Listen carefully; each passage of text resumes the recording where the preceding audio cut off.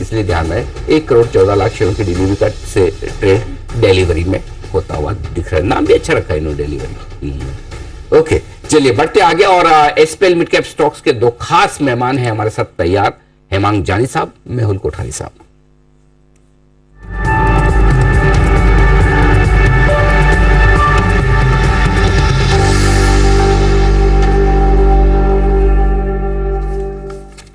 आप दोनों महानुभावों का बहुत बहुत स्वागत है। हेमांग सर, शुरुआत आपके साथ की जाए। पहले तो जो कुछ भी आप अपडेट्स देना चाहें वो भी बताएं सर, और साथ ही आज की आपकी लॉन्ग टर्म पिक भी। Good morning Anil ji. Morning sir. Basically Anil ji, ये नया जो फाइनेंशियल ईयर जो शुरू हुआ है उसमें एक बड़ी चीज हम देख रहे हैं, और वो चीज को अगर आप थीम के तौर पे देखें तो रिवर्सल ऑफ मैक्रोज, ये एक मुझे लगता है कि ये साल के अंदर बहुत बड़ा थीम उभर के आ सकता है। और उसके दो प्रमुख रीजन है। एक तो ये है कि जो हमारी मार्केट की अंडर परफॉर्मेंस थी उसमें कमोडिटी के जो दाम थे वो बड़े थे, उसका एक बड़ा फैक्टर था जो एक रिवर्स होना चालू हो चुके हैं। और दूसरा और ज्यादा इंपॉर्टेंट रीजन ये है कि जो ग्लोबली और इंडिया में इंटरेस्ट रेट्स जो बढ़े थे पिछले एक साल के अंदर, वहां पे क्लियरली हमें दिख रहा है कि एक रिवर्सल चालू हो गया है, और बॉन्ड यील्ड्स तो ये दर्शा ही रहे हैं। और अभी जो क्रेडिट पॉलिसी आई थी जहां पे आरबीआई गवर्नर ने जो एक पॉज ले लिया है, मेरे ख्याल से ये एक बहुत बड़ा गेम चेंजिंग ट्रिगर मार्केट के लिए हो सकता है। और इसकी जो इम्पैक्ट है वो दो तरह से आएगी। एक तो एक ब्रॉडर मार्केट लेवल पे आएगी, जहां पे हमें लगता है कि फ्लोज के अंदर एक अच्छा सा रिवर्सल देखने को मिल सकता है, क्योंकि पिछले 1.5 साल में लगभग 35 to 40 बिलियन डॉलर की सेलिंग मार्केट में हो चुकी थी, तो वहां पे एक रिवर्सल देखने को मिल सकती है। और दूसरी जो है वो ये है कि अर्निंग्स जो है वो उसमें एक ये सारी चीजों का पॉजिटिव इंपैक्ट देखने को मिल सकता है। और सबसे इंपॉर्टेंट बात अनिल जी ये है कि कुछ ऐसे सेक्टर्स थे जैसे कि real estate, NBFCs, housing finance, जहां पे कि ये इंटरेस्ट रेट की वजह से बहुत बड़ा एक नेगेटिव ओवरहैंग चल रहा था, वहां पे हमें लगता है कि एक बहुत बड़ा अपॉर्चुनिटी है और उसमें एक रिवर्सल हमने देख चुके हैं। बट ये एक थोड़ा बड़ा स्टोरी भी उभर के आ सकता है। तो मेरे ख्याल से as a tactical play, real estate, housing finance companies, NBFCs, ये सेक्टर्स के अंदर एक बहुत बड़ा प्रभाव पॉजिटिवली देखने को मिल सकता है। तो ये एक मेरा अपडेट था मार्केट के ऊपर।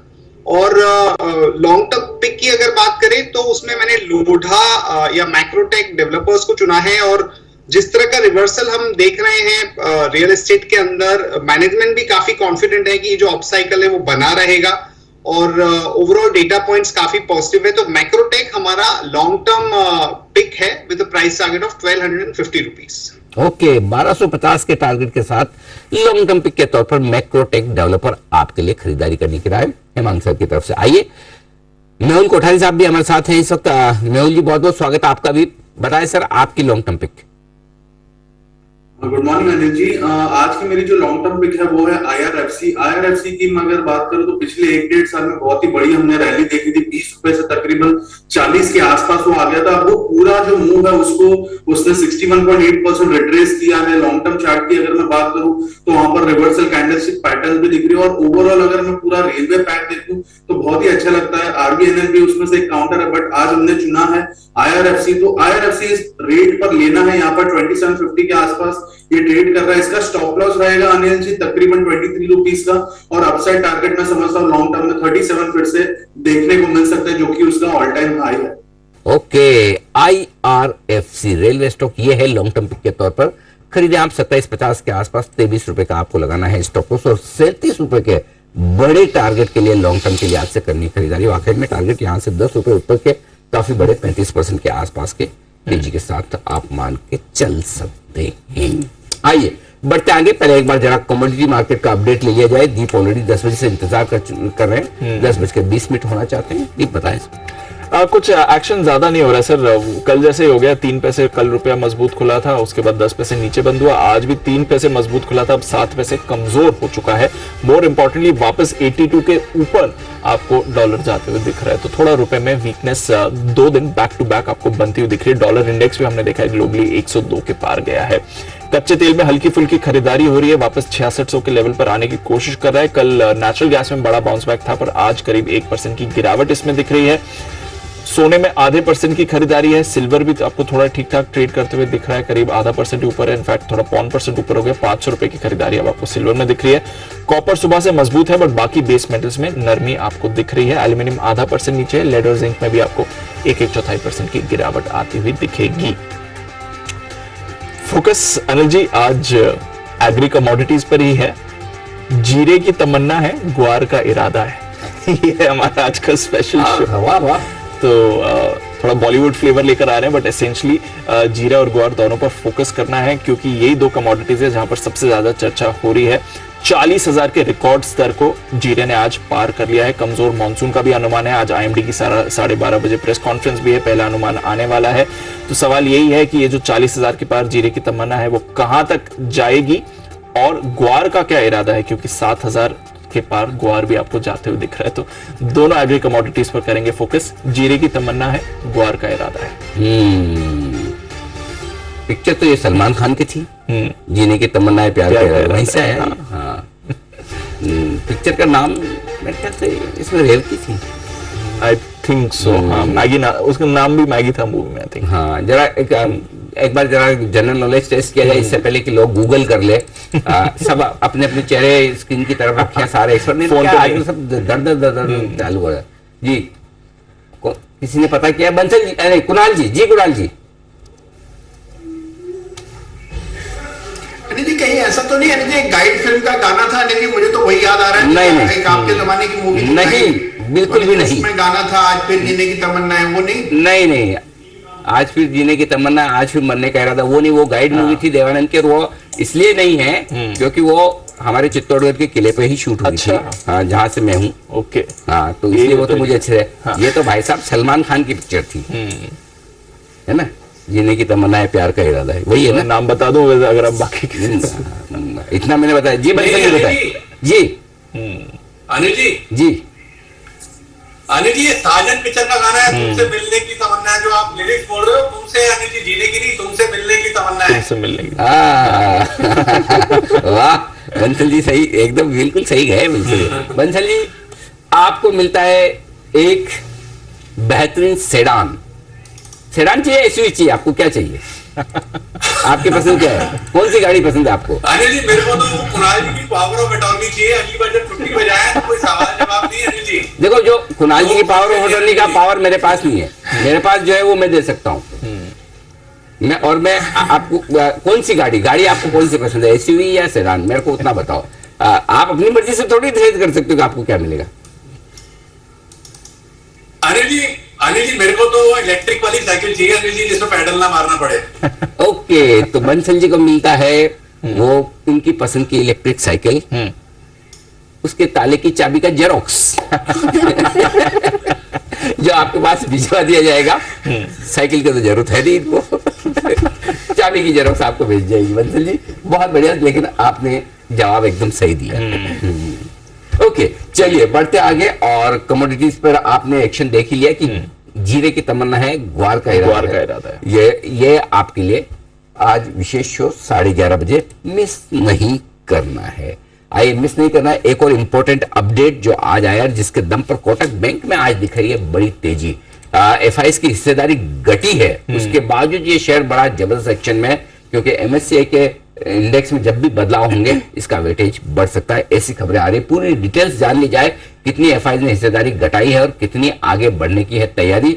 जरा नुपुर हमारे साथ हैं इस वक्त, उनसे समझा जाए। नुपुर बताएं। बिल्कुल सर, मार्च 2023 का शेयर होल्डिंग अपडेट आ चुका है, जहां पे एफआईआई ने 1.47 परसेंटेज पॉइंट से अपनी हिस्सेदारी घटाई है, जिसका मतलब ये होता है कि आने वाले रिव्यू में जब भी एमएससीआई रिव्यू करता है तो एक पॉसिबिलिटी, एक चांस बनता है कि जो इंडेक्स में वेटेज है कोटक का वो बढ़ सकता है।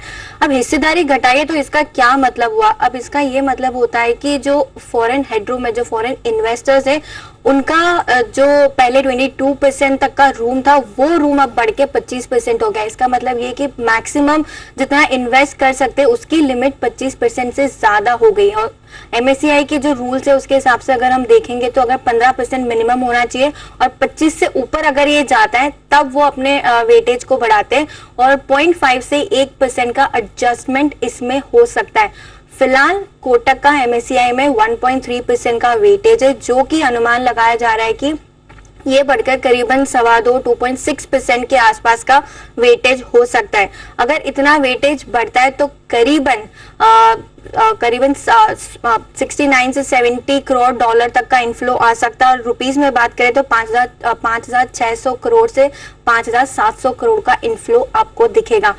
इन टर्म्स ऑफ अगर हम शेयर्स भी देखें तो 3.2 करोड़ के शेयर्स खरीदे जा सकते हैं। 7 दिन का एवरेज ट्रेडेड वॉल्यूम निकाला है, और पिछले 2 साल में जिस हिसाब से कोटक का परफॉर्मेंस रहा है स्टॉक का, एक अपमूव यहाँ से दिख सकता है, क्योंकि जो इनफ्लो है वो काफी ज्यादा हो सकता है, जस्ट बिकॉज जो हेडरूम है फॉरेन इन्वेस्टर का वो अब 25% से ज्यादा हो चुका है। तो ये है कोटक बैंक में पूरा का पूरा एक्शन, एफआई का हिस्सा घटा है। अब एमएससी इंडेक्स में जब होगा बदलाव, उस बदलाव का मिलेगा आपको फायदा। तो बड़ी खरीदारी आ सकती बड़ी खरीदारी आ सकती है। इस बड़ी खरीदारी के लिए आप रहें तैयार। ये आता हुआ दिख रहा है, ये एक्शन मई में होगा ना, बदलाव मई में होगा, लेकिन स्टॉक तो आज ही 4% ऊपर है, मजबूत है, बहुत ही बढ़िया एक्शन में आपको दिखेगा भी, और ये पूरी तेजी के साथ ट्रेड करता हुआ दिखा। आइए बढ़ते आगे, और वक्त है वित्त वर्ष 2024 के आउटलुक पर बातचीत करने का। बाजार के जाने माने एक्सपर्ट कुंज बंसल साहब हमारे साथ कार्यक्रम में हो रहे हैं शामिल।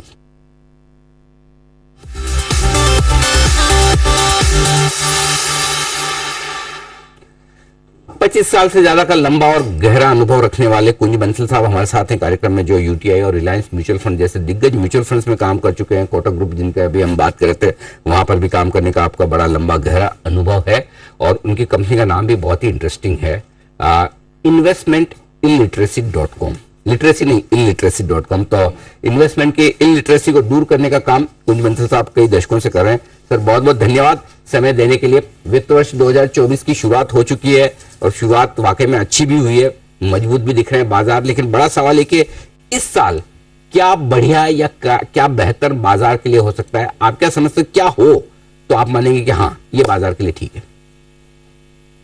जी हाँ, तो 2-3 चीजें होना बहुत जरूरी है। अगर बाजार में अच्छी तेजी, बाजार की तेजी इकोनॉमी की स्ट्रेंथ पे डिपेंड करेगी। तो इकोनॉमी की स्ट्रेंथ के लिए एक तो हम देखें कि ऑयल का भाव जो है ठीक है, नीचे नहीं जा रहा है, ऊपर नहीं जा रहा है, बट $80 के आसपास जो ब्रेंट क्रूड बना हुआ है, अब मेरे ख्याल से करीब करीब 1 साल से ऊपर इस भाव का, इस रेंज में भाव टिका हुआ है। तो वो एक इंडियन इकोनॉमी जो ऑयल इंपोर्ट पे डिपेंडेंट है, उसके लिए थोड़ा सा नेगेटिव हमेशा से है। तो हमने 4-5 साल पहले $15-20 का भी भाव देखा है, ऊपर में 100+ का भी देखा है। तो ये एक चीज है जो कमोडिटी में, स्पेशली क्रूड प्राइसेस में अगर नीचे आती है तो वो बहुत अच्छी रहेगी।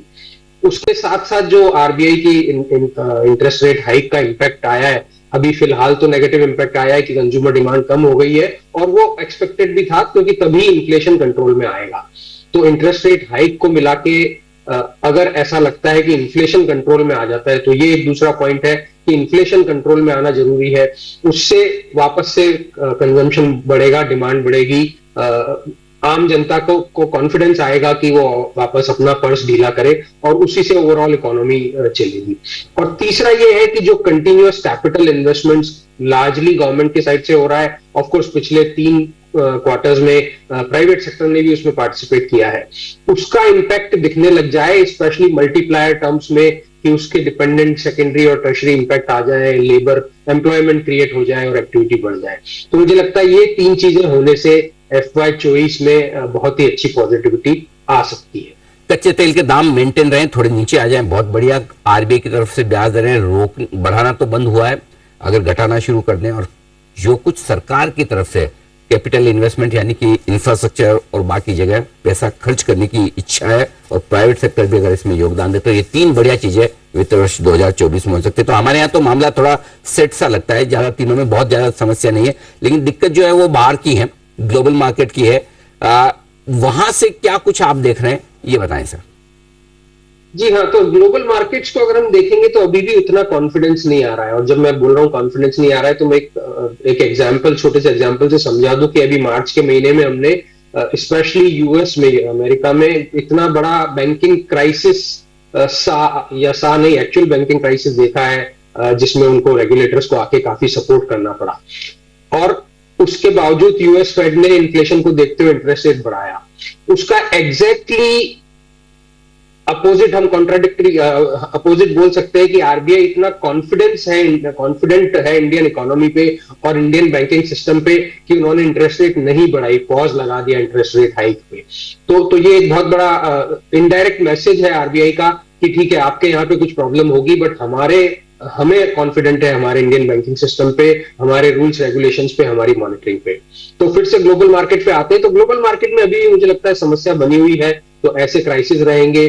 फिर वहां पे इन्फ्लेशन अभी भी कंट्रोल में नहीं आ रहा है, स्पेशली उनकी जो लॉन्ग टर्म रेंज के हिसाब से अगर हम देखेंगे तो थोड़ा सा फायदा उनको ये हुआ है कि जो गैस इंपोर्ट डिपेंडेंट कंट्रीज थी, स्पेशली यूरोजोन में, उनके लिए गैस प्राइसेस कम हुए हैं, तो वो एक फायदा है।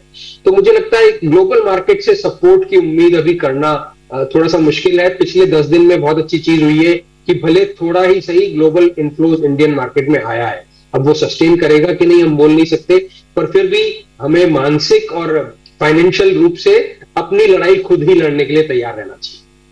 ठीक बात है। तो हमारे बाजार बेहतर हैं, बाहर अभी भी समस्याएं हैं, मुश्किल रहेगी। ऐसे में मार्केट आउटलुक क्या है आपका पूरे वित्त वर्ष के लिए? जी हाँ, तो होता क्या है कि वित्त वर्ष में हम 2 डेट्स ले लेते हैं, एक अप्रैल और एक 31 मार्च। अब उन डेट्स के बीच में बाजार क्या करता है वो बाजार को ही मालूम होता है, क्योंकि उसके बीच में बहुत कुछ हो जाता है। हम अगर जो FY23 गया है तो उसको भी देखें तो निफ्टी नीचे में 16,000 के नीचे मेरे ख्याल से 15,800 वगैरह भी गया था, और लाइफ हाई करीब 19,000 18,900 के आसपास भी नवंबर एंड और दिसंबर में बनाया था। पर अगर नेट FY23 की 2 डेट शुरू और एंड की देखें तो निफ्टी बिल्कुल फ्लैट था, हार्डली शायद 3.3% का या ऐसा कुछ मार्जिनल गेन था। तो इसलिए फाइनेंशियल ईयर की 2 डेट्स को लेके प्रेडिक्ट करना हमेशा से मुश्किल होता है, पर फिर भी ये देखते हुए कि FY23 में मार्केट ने कोई रिटर्न नहीं दिया, थोड़े से उसके जैसे वैल्यूएशन अट्रैक्टिव हो गए, मार्केट ने रिटर्न नहीं दिया बट निफ्टी की अर्निंग्स ग्रो हुई है, ये हम क्लियरली जानते हैं और देख सकते हैं और मॉनिटर कर सकते हैं। तो अगर निफ्टी की अर्निंग ग्रो हुई है तो साफ है कि प्राइस टू अर्निंग रेशियो के टर्म्स में मार्केट सस्ता हो गया है, जो एक हमेशा हमारी कंप्लेंट रहती है कि हमारा बाजार तो इंडियन मार्केट तो सस्ता होता ही नहीं है, वैल्यूएशन कम मिलते ही नहीं है, पी 20 21 22 पे चलता रहता है। तो एक इकोनॉमी जो 6-7% पे ग्रो कर रही है, दुनिया की 5वीं बड़ी इकोनॉमी है, तो बड़ी इकोनॉमीज में 6% की ग्रोथ या 7% की ग्रोथ आज हाईएस्ट ग्रोथ है। ऐसी इकोनॉमी में सस्ता वैल्यूएशन मिलना मुश्किल है, क्योंकि हालांकि ग्लोबल इन्फ्लोज बहुत अप डाउन रहे हैं, बट एक उनका सपोर्ट हमेशा रहता है कि अच्छी इकोनॉमी में वो पैसा लाना चाहते हैं, डोमेस्टिक इन्फ्लोज का सपोर्ट है।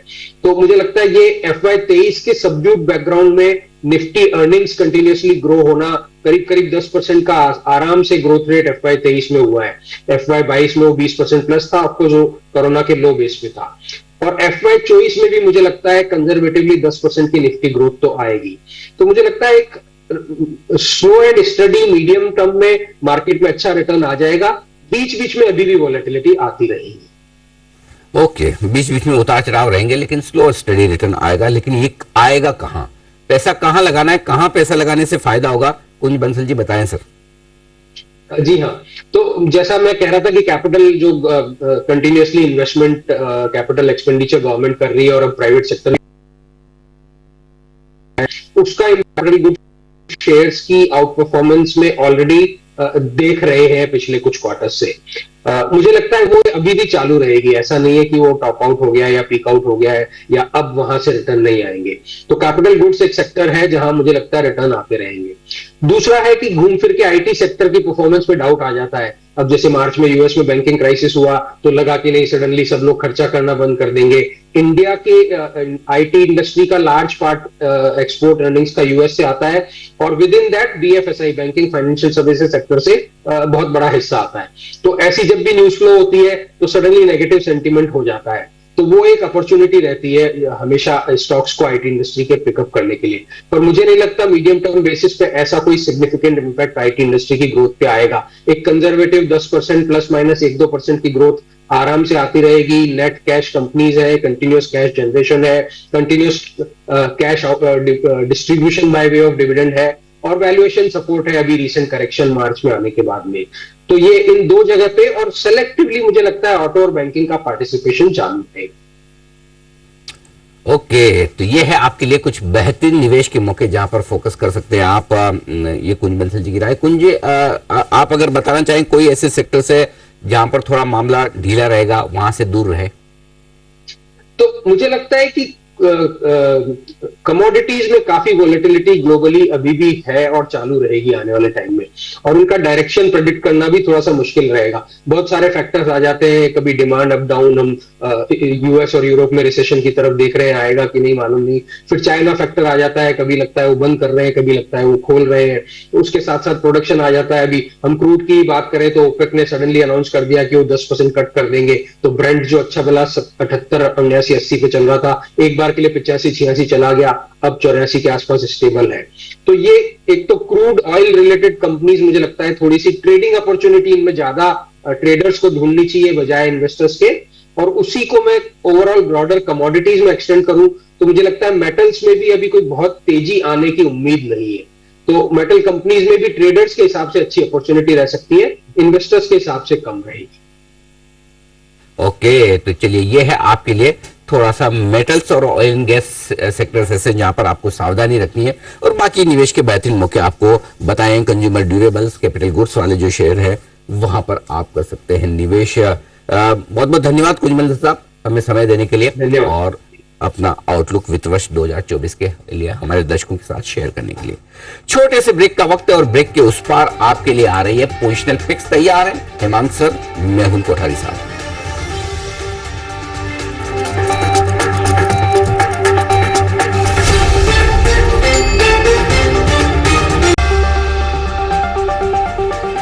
स्वागत है आप सबका 10 की कमाई में। आइए पोजिशनल पिक्स का वक्त है और हेमंत सर ने मैक्रोटेक डेवलपर्स यानी कि लोढ़ा डेवलपर्स को चुना है लॉन्ग टर्म पिक के तौर पर। बताएं सर आपकी positional pick.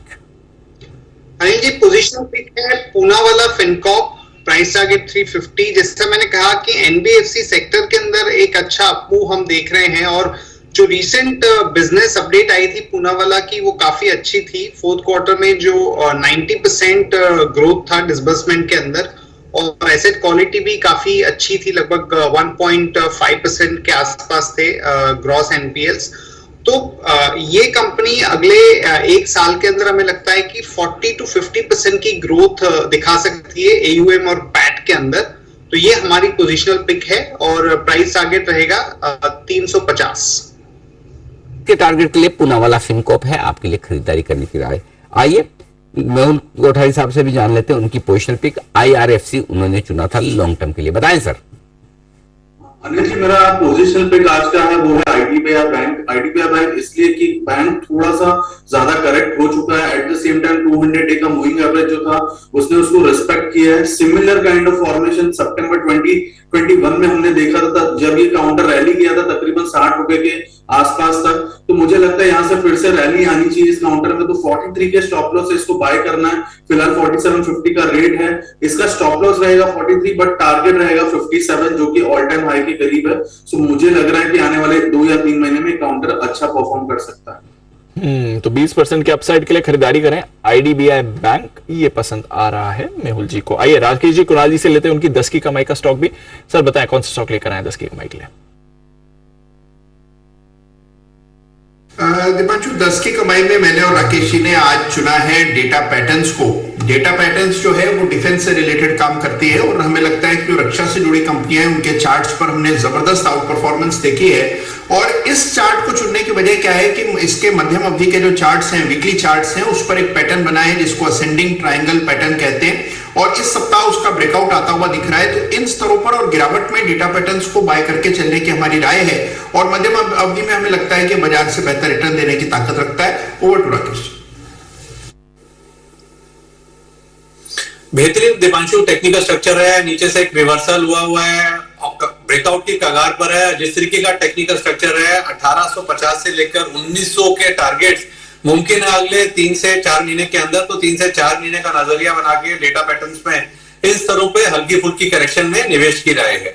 Okay, data pattern से वो स्टॉक जहां पर निवेश करना है आपको गिरावट में 4 से 6 महीने के व्यू के साथ। लेकिन आइए चौथी तिमाही में कैसा रहा बैंक ऑफ बड़ौदा का प्रदर्शन। आज स्टॉक में है जबरदस्त एक्शन। तैयार है पूरी डिटेल्स लेकर वरुण दुबे। वरुण बताएं।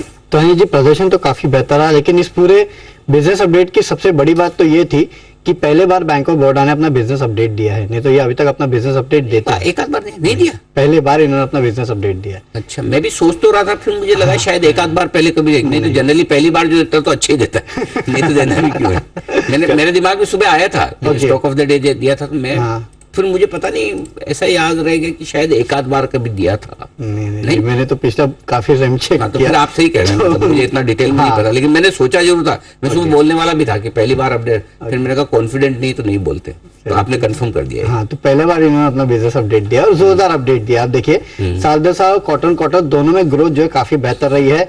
कुल बिजनेस ग्रोथ जो है इस बार 17%, quarter 5%, deposit growth 15%, domestic deposit, CASA deposit, इन सबको अगर आप देखें तो बेहतर ग्रोथ देखने मिली है। एडवांसेस में देखिए करीब 17% के आसपास की साल दर साल ग्रोथ है, क्वार्टर करीब 5% के आसपास की ग्रोथ है, और रिटेल डिपॉजिट्स रिटेल एडवांसेस करीब 27% बढ़ के आए हैं, और क्वार्टर 6.8% के आसपास की बढ़ोतरी हुई है। काफी सारे निजी बैंक अगर आप देखेंगे तो उनमें भी इस तरह की ग्रोथ देखने नहीं मिली है जिस तरह की ग्रोथ इस कंपनी ने, इस बैंक ने डिलीवर की है।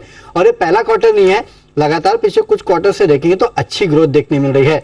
आप देखिए पिछले 4 क्वार्टर यानी कि इस क्वार्टर को छोड़ देंगे तो लोन ग्रोथ लगातार Q4 FY22 में 10%, उसके बाद देखिए 20%, उसके बाद फिर 20% और उसके बाद 21.5% के आसपास की देखने मिली थी। डिपॉजिट ग्रोथ 8%, फिर 11, फिर 14, फिर 7.5% के आसपास की डिपॉजिट ग्रोथ हुई थी।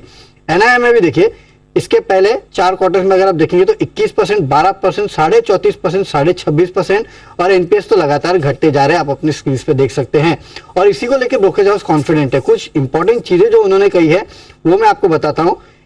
इनका कहना है कि ओवरऑल ग्रोथ अच्छी रही है, ग्लोबल खासकर जो घरेलू रिटेल कारोबार है उसमें काफी बढ़त मिली है। Q4 में साल दर साल इस कंपनी के मुनाफे में आपको दुगनी ग्रोथ देखने मिलेगी, साथ ही साथ NII जो है उसमें 30% से ज्यादा की ग्रोथ हो सकती है, और साथ ही साथ कंपनी का जो ROE है वो 17% के आसपास आ सकता है। 17% के आसपास का ROE मतलब जो निजी बैंक है उनके लेवल पे इस बैंक का ROE जो है वो पहुंच जाएगा Q4 में, और इसके लिए मॉर्गन स्टैनली 220 का टारगेट, JP मॉर्गन 220 का टारगेट, सिटी ने भी खरीदारी की सलाह दी है और 210 का टारगेट दिया। तो ये 3 पॉइंट काफी इंपॉर्टेंट है। साल दर साल मुनाफा दुगना होगा, NII 30% से ज्यादा बढ़ेगा, ROE निजी बैंक्स के सामने करीब 17% के आसपास पहुंच जाएगा, जो काबिल तारीफ है। ओके, तो ये है आपके लिए बैंक ऑफ बड़ौदा पर रिपोर्ट्स 210, 220 के टारगेट के साथ, और अपडेट आए मजबूत। धन्यवाद वरुण पूरी डिटेल्स देने के लिए। ISB एक खबर बड़ी जो आपकी स्क्रीन पर फ्लैश होती हुई दिख रही है वो है शिपिंग कॉर्पोरेशन और कॉनकोर को लेकर एक बड़ी बैठक होने जा रही है 14 अप्रैल को, और इस बैठक में 2 चीजों पर विचार होगा। एक तो शिपिंग कॉर्पोरेशन का नॉन कोर एसेट जो लिस्ट होने वाला है उसकी लिस्टिंग कब हो उस पर विचार होगा। तो ये एक बड़ी खबर है। शिपिंग कॉर्पोरेशन का नॉन कोर एसेट डीमर्ज कर दिया गया था। नॉन कोर एसेट्स वाला जो बिजनेस है वो डीमर्ज कर दिया था, जिसमें रियल एस्टेट और दूसरे कारोबार है वो अलग से लिस्ट होंगे। अभी जो है वो कोर बिजनेस है, तो उस पर भी विचार किया जाएगा कब लिस्टिंग। और दूसरा ये कि जो कॉनकोर का भी डाइवेस्टमेंट करना है उसके लिए EOI एक्सप्रेशन ऑफ इंटरेस्ट, यानी कि जिन जिन लोगों का इंटरेस्ट है इसको खरीदने में उन्हें मंगाने पर भी विचार किया जाएगा। तो ये 2 चीजें होने की तैयारी में है इस वक्त, इस पर एक्शन में भी फोकस्ड होना चाहिए। जी हाँ, बिल्कुल। तो ये है आपके लिए बड़ी खबर जो इस वक्त आपकी स्क्रीन पर आती दिख रही, कॉनकोर और साथ ही साथ शिपिंग कॉर्पोरेशन को लेकर। आइए बढ़ते आगे, शॉर्ट टर्म पिक का वक्त है। हेमांग सर बताएं सर आपकी शॉर्ट टर्म पिक।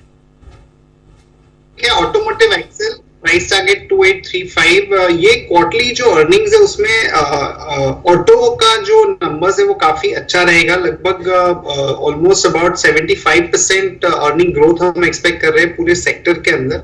और ऑटो एंसिलरी में भी हमें लगता है कि एक अच्छा सा पॉजिटिव मोमेंटम किया हुआ है।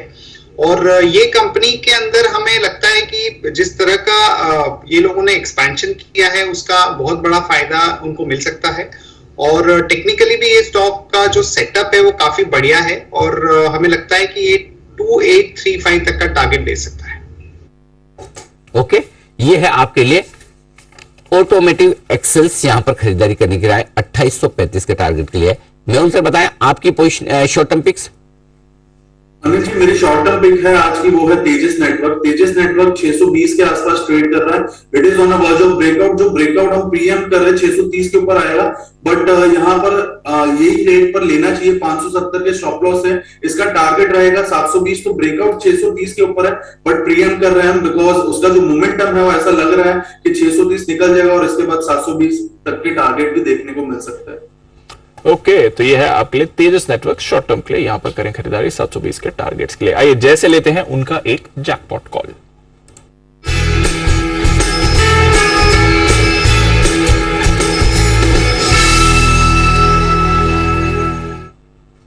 बताएं जय।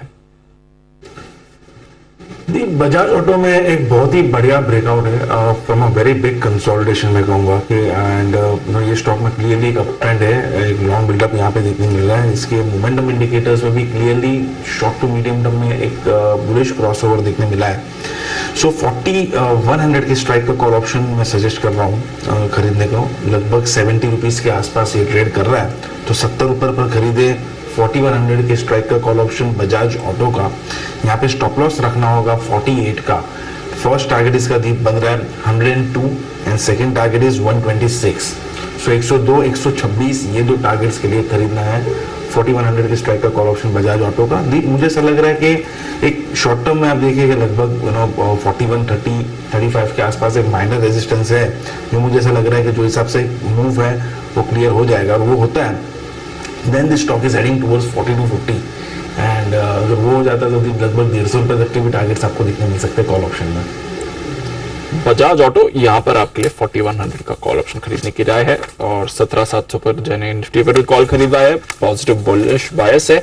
बैंक निफ्टी की तरफ से पूरा सहारा आ रहा है कोटक बैंक, बट बाकी बैंक्स की तरफ से भी अच्छी मूव है। 400 पॉइंट ऊपर बैंक निफ्टी 1% ऊपर ट्रेड हो रहा है। तो और एग्जैक्टली जहां रुकना चाहिए वहीं जाकर 41,300 के आसपास आप देख सकते हैं। आज का हाई है 41,325 के आसपास का और 17,750 के आसपास निफ्टी का भी हाई बना है, जहां पर पिछली बार आपको मार्च के महीने में बेस्ट क्लोजिंग मिली थी 17,751 के आसपास की। वहीं पर जाकर निफ्टी को अच्छी लेवल्स पर जाकर बाजार रुकते हुए भी दिख रहे हैं, लेकिन मजबूत है, इसमें कोई डाउट नहीं। विदा लेने का वक्त है। आज तो कॉल्स भी जबरदस्त आई है, ढेर सारी एक साथ। आज बड़े दिनों बाद सारे हमारे एक्सपर्ट्स बाजार के मूड माहौल के साथ एक्शन में आए हैं। ऐसे में दोपहर का सेशन बहुत ही इंटरेस्टिंग और मजेदार रहेगा। फिर से मुलाकात करेंगे। धन्यवाद आपका कुणाल जी और राकेश जी, हिमांशु जी, सुमित जी का बहुत बहुत शुक्रिया। साथ ही मेहुल कोठारी साहब, साथ ही हेमंत जानी साहब, जय ठक्कर और वागले साहब का भी दिल से आभार आज सुबह हमारा साथ देने के लिए। आप सबका शुक्रिया, हमारे दर्शकों का भी। और विदा लेने का वक्त है। आप सभी से निवेदन है, देश के प्रति सम्मान के साथ करेंगे हम शो का समापन। जय हिंद।